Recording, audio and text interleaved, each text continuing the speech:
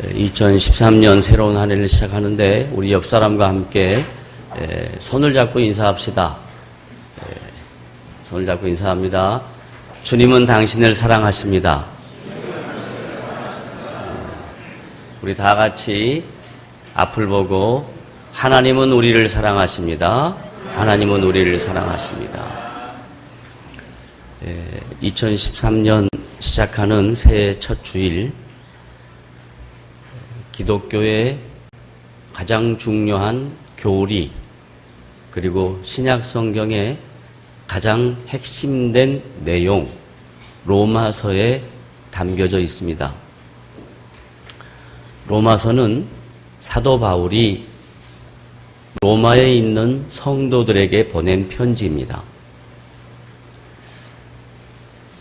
그 당시 AD 약 59년경에 사도 바울이 로마서라는 편지를 쓸 때 정황은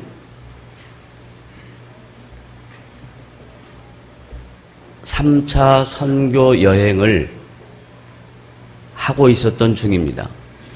그 가운데 아마 고린도라는 지역에 머물렀을 때 로마 교회 안에 생긴 다양한 문제들,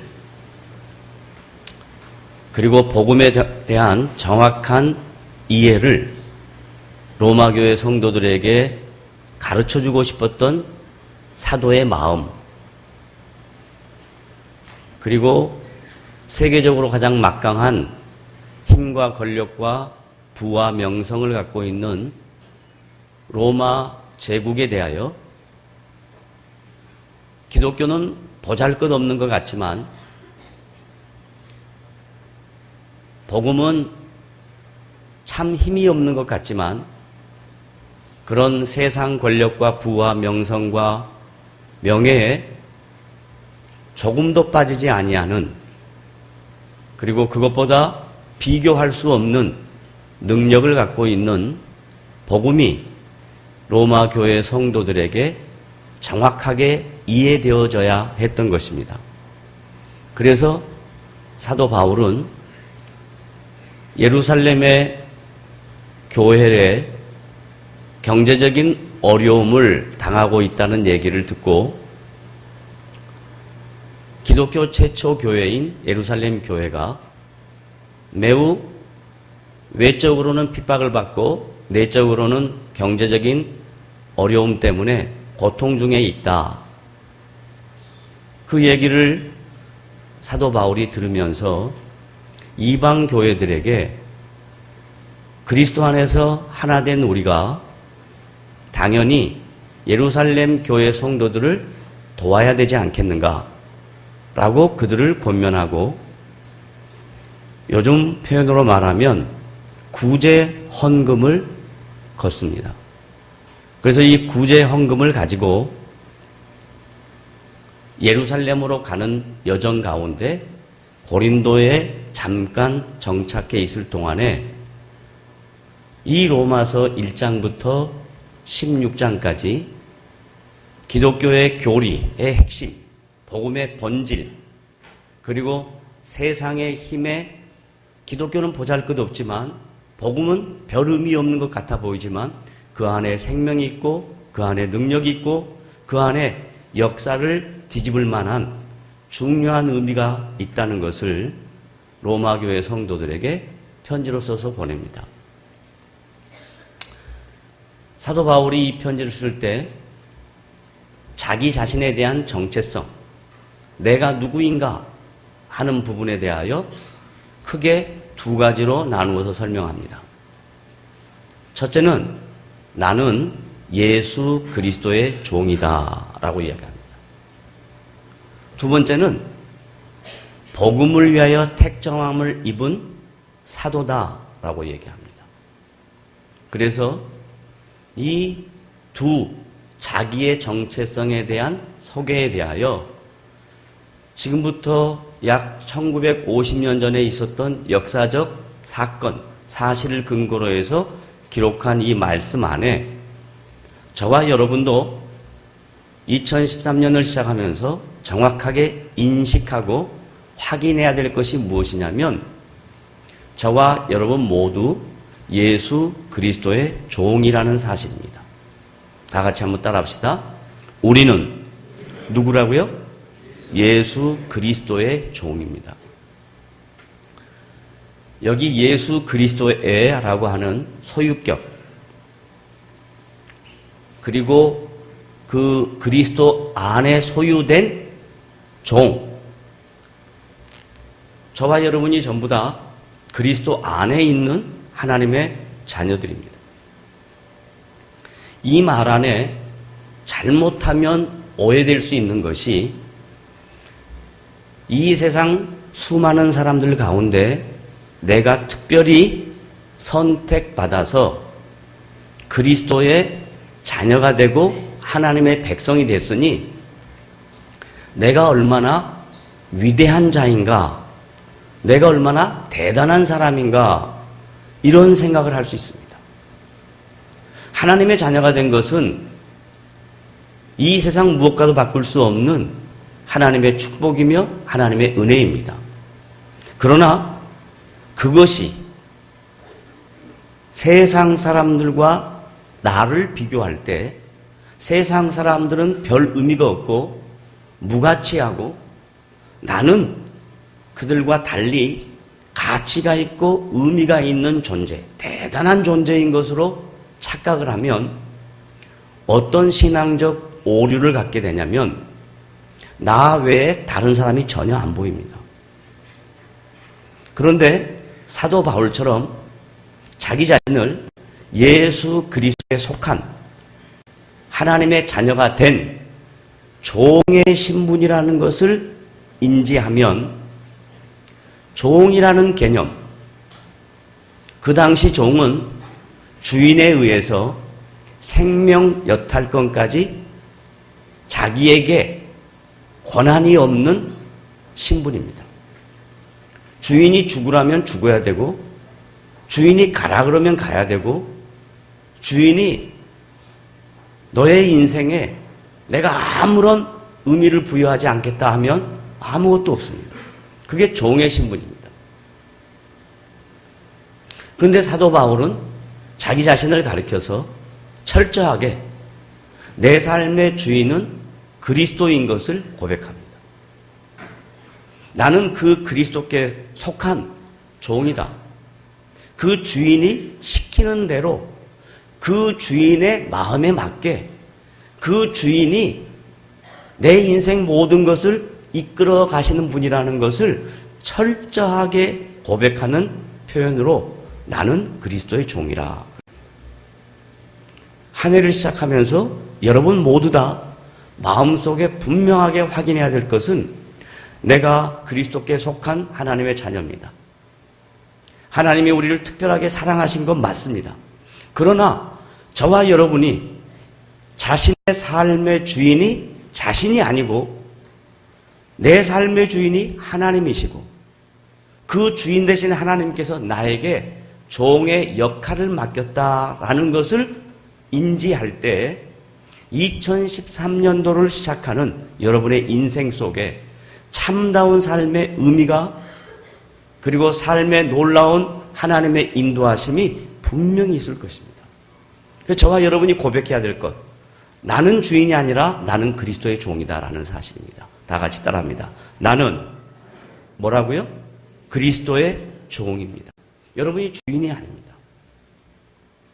여러분의 삶을 여러분이 마음대로 할 수 없습니다. 주인이 원하시고 기뻐하시는 것, 요구하시는 것, 순종해야 될 책임이 종에게 있습니다. 그래서 2013년도 한 해는 나의 주인 되신 그리스도께 나에게 요구하는 모든 것들 순종하는 마음으로 참된 종의 자세를 내가 회복해야 되겠다라고 각오하시면 우리가 살아가는 삶에 여러 가지 다양한 문제가 있다 할지라도 그 문제 속에서 주인 되신 하나님께서 사랑하는 종의 인생에 앞길을 선하게 인도하시고 여러분의 삶에 풍성한 열매를 주실 것을 믿는 마음으로 나의 주인 되신 주님이시여 종인 나의 인생 속에 하나님의 선하신 인도하심이 충만하게 넘치기를 간절히 소원합니다. 라고 고백하는 여러분 되시기를 주님의 이름으로 부탁을 드립니다. 아멘.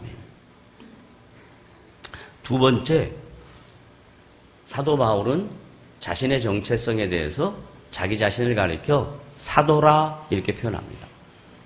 사도라는 표현은 특별한 목적, 임무를 부여받고 그 부여받은 목적과 임무를 감당해야 될 책임이 있는 자를 사도라 그럽니다. 그리고 이 사도는 초대교회 시대에만 존재합니다.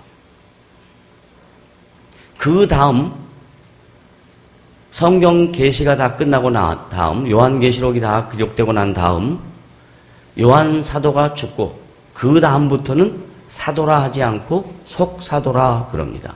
여기서 말하는 속이라는 말은 연속된다, 계속된다라는 개념입니다. 그리고 이 사도라는 말이 이제 점차 사라지고 교부, 감독, 목사 이런 칭호로 바뀌게 됩니다. 지금 오늘 저는 여러분들에게 사도라는 칭호를 설명하려고 하는 것이 아니라 사도에게 부여된 특별한 임무, 그는 땅끝까지 복음을 증거하기 위하여 하나님께 택함을 받은 사도라고 이야기했습니다. 저와 여러분은 바울 사도처럼 땅끝까지 복음을 증거하기 위하여 택함을 입은 사도는 아닙니다. 여러분은 성도입니다. 그러면 성도 모두에게 부여한 임무는 마치 사도에게 부여한 임무와 동등한 권리와 의무가 있습니다. 사도만 신앙생활하는 거 아닙니다. 초대교회 영적 지도자들만 신앙생활하는 거 아닙니다. 만약에 그렇다면 이 말씀은 사도들에게만 써야 되는 말씀이죠. 만약에 그렇다면 이 말씀은 영적 지도자들에게만 주는 말씀이어야 되잖아요. 그런데 이 말씀을 오고 가는 모든 세대에 예수 믿는 모든 사람에게 주신 말씀입니다. 저와 여러분이 사도라는 호칭은 아니어도 성도라는 거룩한 임무를 부여받았습니다.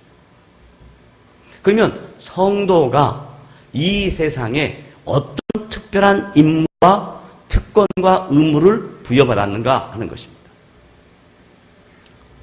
사도는, 특별히 바울 사도는 땅끝까지 복음 증거하는 일에 택함을 입었지만 저와 여러분은 이 세상에서 하나님의 나라를 이루어가는 하나님 나라의 백성들로 저와 여러분을 부르셨습니다. 그 하나님의 나라는 저 멀리 눈에 보이지 아니하는 천국을 의미하는 것이 아니라 우리가 지금 살고 있는 이 땅, 여러분이 지금 생활하고 있는 모든 생활 여건, 환경, 이것이 하나님의 나라입니다. 이 하나님의 나라를 이루어가는 일로 하나님 나라의 백성으로 여러분을 부르셨습니다. 그래서 여러분들에게 특별한 임무를 부여했습니다. 어떤 임무를 부여했냐? 너희는 세상과 구별된 존재다. 그 구별된 존재를 빛과 어둠이라고 대조합니다. 어둠은 세상이고 빛은 하나님의 자녀들의 존재성을 가리키는 겁니다. 그 다음에 너희는 세상의 소금이다 그럽니다.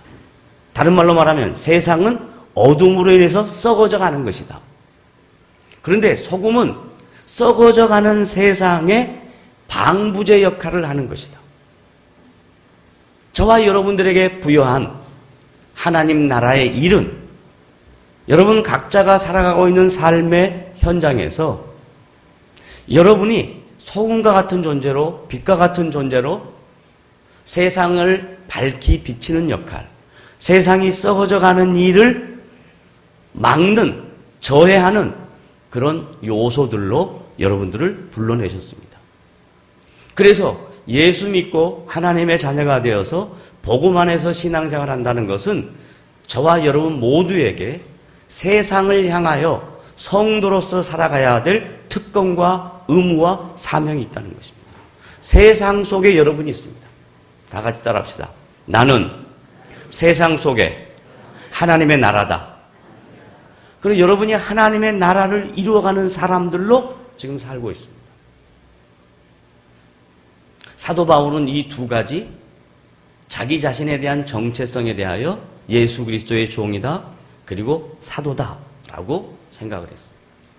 저와 여러분은 우리의 삶의 주인이 내가 아니라 그분이 주인이다 하는 거 정리했습니다. 그리고 저와 여러분 속에 하나님의 나라가 이루어지는 도구들로서 세상 속에 구별됨으로 빛과 소금의 역할을 감당해야 한다라고 말씀을 드렸습니다. 왜 그래야 되는가? 왜 그래야 되는가? 그걸 2절에 이렇게 얘기합니다. 복음이라는 단어로 사도 바울은 우리가 세상 속에서 존재해야 되는 이유, 자기가 사도로서 존재해야 되는 이유를 설명합니다. 복음 때문에 그런다. 복음 때문에. 그럼 복음이 뭐냐? 라고 물으면 대부분 많은 사람들이 복음에 대하여 이렇게 설명합니다. 복음은 좋은 소식입니다. 맞습니다. 그렇습니다. 복음은 좋은 소식입니다. 복음은 복된 소리. 맞습니다. 복된 소리입니다. 그리고 그걸 조금 유식하게 굿뉴스에서 좋은 소식이 동서남북에 증거되어져야 하는 것이 복음입니다. 맞습니다. 그러나 제가 여기서 맞다라고 표현하는 것은 복음이라는 단어가 의미하는 내용을 설명한 것이 맞다 그러는 겁니다. 단어 설명이 아니라 복음이 갖고 있는 그 복음의 가치, 복음의 의미, 복음의 내용, 복음의 본질, 이것은 막연하게 좋은 소리입니다. 복된 소리입니다. 굿뉴스입니다. 이게 아닙니다. 복음은 오늘 성경 말씀을 보니까 하나님이 시작하셨다라고 이야기합니다. 복음은 사람들이 인생을 살다가 자기가 힘이 없고 인간의 유한한 것을 느껴서 어떤 존재를 만들어서 그 존재인 신께 나아가는 그런 것이 복음이 아닙니다. 복음은 하나님이 시작하셨다. 이 복된 소식, 이 놀라운 하나님의 구원 역사는 사람들에 의해서 시작된 것이 아니라 하나님이 친히 시작하신 것이다. 이게 복음이다 이 말이에요. 그래서 타종교와 기독교가 가장 다른 것은 타종교는 모든 시작이 사람으로부터 시작합니다. 그러나 기독교는 하나님이 시작한 것을 복음이라 합니다. 그러면 이제 저와 여러분은 복음에 대한 첫 번째 정의를 내렸습니다. 복음은 누가 시작한 거라고요? 하나님이 시작한 거예요. 그러면 왜 하나님이 이 복음, 복된 소리, 복된 소식, 굿뉴스 우리에게 허락하셨을까요? 왜 그분이 시작하셨을까요? 그것은 하나님은 온 우주 만물의 창조자이십니다. 그분이 온 우주 만물을 창조하실 때 목적을 갖고 창조하셨습니다. 의미를 갖고 창조하셨습니다. 가치를 부여해서 창조했습니다. 그런데 하나님의 형상으로 지음받은 인간이, 여기서 하나님의 형상이라는 것은 다양한 의미가 많이 있지만 간단하게 말하면 하나님과 인격적으로 교제할 수 있는 그런 존재로 인간을 창조하셨습니다. 그리고 하나님의 형상인 인간에게 하나님이 창조한 모든 것을 다스리라고 했습니다. 다른 말로 말하면 모든 것에 대한 책임을 인간에게 주었습니다. 그 모든 책임을 부여받은 인간이 어떤 것들을 소유하면서 다스리면서 통치하면서 인간 본연 안에 있는 하나님처럼 되고 싶은 욕구가 시작됩니다. 하나님은 창조주이시고 하나님의 형상으로 지음받은 인간이 한다 할지라도 피조물에 불과합니다. 다른 말로 말하면 주인이신 하나님이 함께하거나 도와주지 아니하면 아무것도 할 수 없는 무익한 존재인데 모든 것을 다 맡기니까 인간이 대단한 존재인 것으로 착각하기 시작합니다. 그래서 자기가 하나님처럼 되려고 합니다. 그것을 가리켜 성경은 죄라고 지적합니다.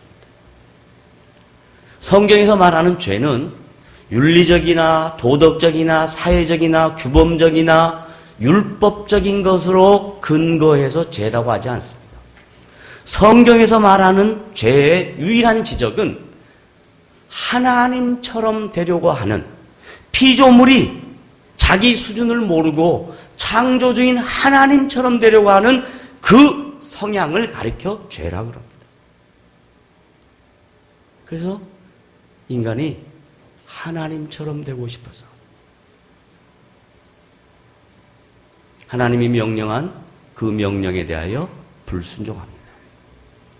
불순종함으로 그 결과는 인격적으로 하나님과 교제할 수 있는 하나님의 형상으로 지음받은 인간과 하나님 사이의 교제가 끊어지기 시작합니다.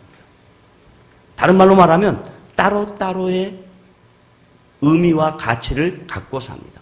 하나님은 이 세상을 창조하실 때 분명한 선한 의도와 목적과 동기와 가치를 갖고 있는데 하나님의 형상으로 지음받은 인간이 하나님처럼 되고자 하는 성향 때문에 죄가 들어오고 죄로 인해서 이제 인간의 모습은 인간이 자기의 모든 것에 대하여 책임을 져야 했습니다. 그것이 곧 생명에 반대되는 죽음입니다. 죄가 이 세상에 들어오고 난 이후 인간에게 달라진 것이 있다면 가장 두드러지게 유별나게 나타나는 것이 있다면 그건 죄의 죄의 대가는 죽음이었습니다. 이 죽음은 육체적인 죽음뿐만 아니라 영적인 죽음까지를 포함합니다. 왜냐하면 하나님이 인간을 창조하실 때 육체만 창조한 것이 아니라 육체를 창조하고 그 코에 생기를 불어넣어서 영이 되게 하셨습니다. 육체만 있는 인간이 아니라 영과 육이 있는 인간에게 죄가 세상으로 말미암아 하나님의 말씀에 불순종함으로 말미암아 그에게 찾아오므로 인간에게는 육체적인 죽음과 영적인 죽음이 동시에 찾아왔습니다. 육체적인 죽음은 생명, 수한이 다한 것이고 영적인 죽음은 하나님과 관계가 완전히 깨져버린 것입니다. 그래서 그의 창조의 목적과 의도와 가치와 하나님이 요구하시는 것에 대하여 반응할 힘이 하나도 없는 것입니다. 그런 인간을 하나님이 다시 회복하려고 합니다. 순종하지 아니하고 범죄한 인간을 하나님이 다시 구원하려고 합니다. 하나님이 회복하려고 하고 구원하려고 하는 방법은 다른 방법이 없습니다. 하나님 자신이 그 문제를 해결하기 위하여 하나님 자신이 인간의 몸을 입고 이 세상에 오시는 것입니다.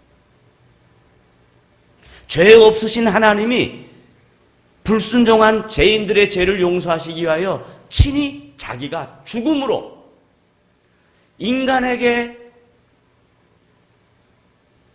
찾아온 이 죽음의 그림자, 육체의 죽음과 영혼의 죽음에 대한 그림자를 해결하기 위하여 예수님이 친히 죽으심으로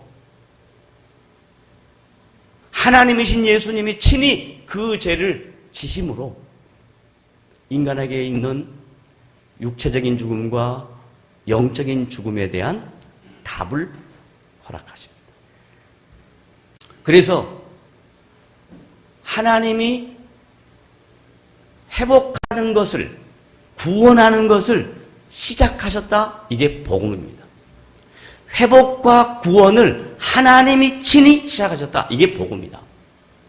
그래서 사도 바울은 로마 교회 성도들에게 무엇을 강조하고 싶었냐면, 야, 로마에 얼마나 많은 신이 있느냐, 헬라에 얼마나 많은 신이 있느냐, 그 신들은 전부 너희들의 삶의 피로를 채우는 신들로 국한되지만, 복음으로 말하는 하나님은 너희들의 죄의 문제를 해결하고 하나님의 형상을 상실한 인간들에게 하나님의 형상을 회복하기 위하여 친히 하나님이신 예수 그리스도가 이 땅에 인간의 몸을 입고 오셔서 십자가에 죽으신 것이 복음이다. 이걸 설명하는 겁니다. 그런데 이 복음은 어느 날 갑자기 이루어진 것이 아닙니다. 이 복음은 옛적에 오랜 시간 전에 선지자들로 인하여 미리 말씀하신 것이다. 미리 약속하신 것이다. 선지자란 앞선 자, 알지자, 놈자자입니다. 앞선 일을 미리 아는 사람입니다. 예언자하고는 다릅니다. 예언자는 앞으로 될 일에 대하여 자기가 이렇게 될 것이다 예측하는 사람을 예언자라고 하고, 선지자는 미리 하나님이 당신이 하실 일을 하나님이 뽑은 선지자들에게 가르쳐줘서 그 선지자들의 입을 통해서 하나님이 이루어내실 것을 설명하는 자를 선지자라고 그러는 거예요. 역사 속에 살아있었던, 그리고 사역을 했던 다양한 선지자들이 있습니다. 그 중에 하나님이 세우신 선지자도 있고, 사람이 스스로 자기가 선지자라고 했던 거짓 선지자도 있습니다. 오늘은 참 선지자와 거짓 선지자의 구별을 해야 될 시간은 아니니까 그건 넘어가고, 하나님이 세우신 참 선지자들은 무엇을 얘기하냐면 자기의 주관적인 경험을 얘기하지 않습니다. 자기의 주관적인 생각과 판단을 설명하지 않습니다. 하나님이 세우신 선지자는 객관적인 진리를 미리 알려주는 겁니다. 이 객관적인 진리는 뭐냐면 하나님이 회복하고 구원하려고 하시는 당신의 그 구원 역사가 아브라함부터 시작해서 구체적으로 역사 속에 진행되어 왔는데, 점진적으로 이루어져 왔는데, 하나님이 세우신 선지자를 통해서 그 시점에 정확하게 얘기를 합니다. 예를 들면 미가서 5장 2절에 가면 미가라는 선지자는 예수 그리스도가 어디서 태어나실 것인가를 예언하십니다. 그리고 그는 근본이라고 이야기합니다. 여기서 말하는 근본이라는 것은 본질이라고 이야기하는 겁니다. 다른 말로 말하면 하나님의 하나님 되십니다. 이런 뜻입니다. 이걸 예수님이 오시기 약 500여 년 전에 미가 선지자가 하나님의 뜻을 미리 설명합니다. 이사야 선지자는 거의 동시대에 살고 있었지만 예수님 오시기 약 500여 년, 600년 전에 그가 어떤 분인가 구체적으로 설명합니다. 다 같이 한번 찾아봅시다. 이사야서 9장.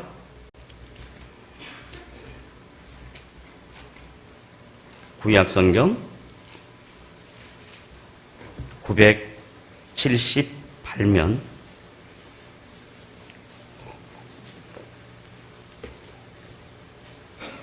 다 같이 함께 읽습니다. 시작. 이는 이사야서 9장 6절입니다. 다 같이 함께 읽습니다. 시작. 이는 한 아기가 우리에게 낳고 한 아들을 우리에게 주신 바 되었는데, 여기까지가 뭐냐면 이사야 선지자가 오실 메시아를 예언한 겁니다. 그런데 그 오실 메시아의 이 세상에 오신 목적이 뭔가 그 다음 설명합니다. 그의 어깨, 시작. 그의 어깨에는 정사를 메었고 그의 이름은 기묘자라, 모사라, 전능하신 하나님이라, 영존하시는 아버지라, 평강의 왕이라. 자, 5가지 의미와 목적을 갖고 오실 하나님의 아들을 이사야 선지자가 하나님의 아들이신 예수 그리스도가 오시기 약 600년 전에 미리 예언을 하는 겁니다. 어떻게? 예수 그리스도의 이름은 기묘자라. 원더풀. 말로 표현할 수 없다. 모사, 카운셀러. 모든 인생들의 삶 속에 진정한 카운셀러는 아무도 없습니다. 왜요? 인간의 문제는 인간이 해결할 수 없습니다. 그래서 하나님의 이름을 아들로 오신 예수 그리스도에게 명명할 때 그는 진정한 카운셀러다. 인간의 모든 문제를 해결할 유일한 분이다. 원더풀하다, 카운셀러다, 그 다음에 올마이티 갓이다. 전능하신 하나님이다. 못하실 일이 아무것도 없는 하나님이시다. 예수 그리스도에 대하여 소개합니다.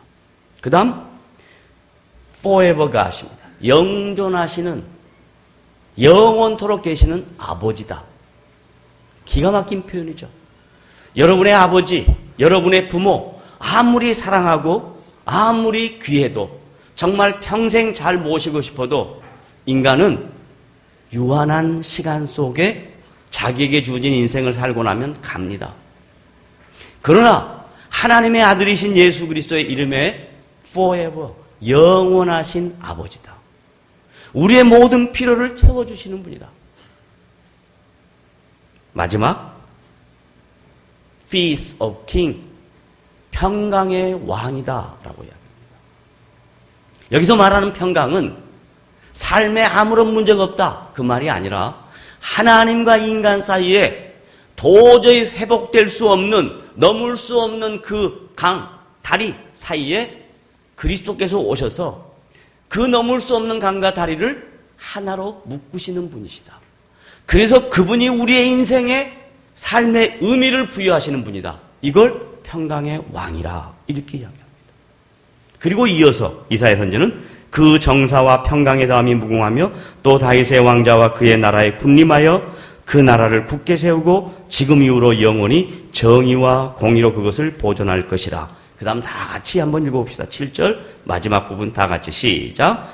만군의 여호와의 열심히 이를 이루리라. 뭐가? 만군의 여호와의 뭐가? 열심. 그분이 갖고 있는 의도, 목적, 선한 계획, 가치, 그분이 친히 이루시겠다 이 말이에요. 이게 복음이다 이 말입니다. 복음은 사람이, 유한한 존재가 어떤 선한 일을 하기 위해서 만들어내고 그 만들어낸 것을 유지하고 이런 것이 아니고 하나님이 친히 계획하시고 계획하신 그분이 자기의 열심으로, 다른 말로 말하면 의지를 갖고 그 가치를 다시 회복하고 목적을 다시 선용해서 우리 모두의 인생 속에 하나님의 하나님 되심과 하나님의 백성에게 허락하신 은혜가 충만하게 넘칠 것이다 라고 만군의 여호와의 열심히 이 모든 것들을 이루겠다 하는 것이 복음입니다. 그래서 복음은 하나님이 시작하고 복음은 하나님이 진행하시고 복음은 하나님이 끝내시는 겁니다. 그래서 하나님을 전에도 계셨고 지금도 계시고 영원토록 계신다라고 이야기합니다. 그리고 그 하나님은 알파요 오메가라 이야기합니다. 처음과 끝이라고 이야기합니다. 그 모든 과정을 주관하시는 분이다. 이게 복음이다라고 이야기해요. 이 복음에 대하여 사도 바울이 로마 교회 성도들에게 설명을 하고 있습니다.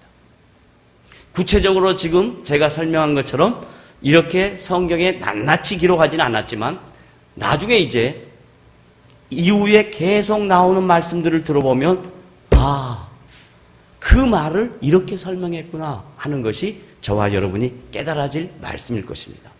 자, 2013년을 시작할 때 하나님께서 하나님의 백성들에게 오늘 주시는 말씀은 너와 나는, 우리는 다 그리스도의 종이다. 그리고 그 종에게 이 세상을 살아갈 때 특별한 임무, 롤, 역할, 미션, 사명을 다 주셨다. 그 사명이 뭐냐? 이 세상에 나아가서 복음이 무엇인가를 설명해야 될 책임이 저와 여러분에게 있는데, 이 복음을 단순하게만 생각하지 말고 복음은 하나님이 시작했고 하나님이 이루어 가시고 하나님이 끝내시는 하나님의 주권이다라는 것을 우리가 인지할 때, 이 복음을 받고 살아가는 저와 여러분들은 이 세상 속에 아무리 어렵고 힘든 일이 있어도 그 하나님으로 인하여 담대해지고, 그 하나님으로 인하여 새 힘이 일어나고, 그 하나님으로 인하여 2013년도가 기대되고, 그 하나님으로 인하여 내 삶의 역동성이 다시 한번 회복되는 계기가 될 것입니다. 어느 것과도 비교할 수 없는 하나님의 하나님 되심이 복음의 내용이고 하나님의 주권이 복음의 내용입니다. 이제 저와 여러분은 오늘 로마서 첫 부분, 로마서 1장 1절로부터 2절 말씀을 통해서 복음의 의미를 잠깐 나누어 봤습니다. 계속 말씀을 통해서 이 의미에 대한 구체적인 내용을 함께 나눌 것입니다. 정리합시다. 저와 여러분이 2013년도 한 해를 살아갑니다. 2013년도 여러 가지 세상의 다양한 일들 가운데 저와 여러분이 노출되어 있습니다. 그럴 때 어떤 상황에서도 흔들리지 않을 수 있는 근거가 내 심령 속에 있는 것은 복음에 대한 정확한 이해입니다. 하나님이 내 인생을 시작하셨고 하나님이 내 인생을 이끌어 가시고 하나님이 내 인생의 마지막까지 책임지실 것을 믿는 성도 여러분이 되실 때 이 복음이 여러분에게 진정한 복음이 될 줄로 믿으시기를 바랍니다. 아멘. 기도하겠습니다. 하나님 아버지, 오늘 우리에게 2013년도 첫 주일 예배를 드리게 하시고 이 귀한 예배를 통하여 복음의 의미가 무엇인지를 나누게 하신 것 감사합니다. 이 복음을 갖고 살아가는 복된 성도들의 삶 속에 하나님의 도우심이 충만하게 넘치도록 도와주시옵소서. 예수님의 이름으로 기도드리옵나이다. 아멘.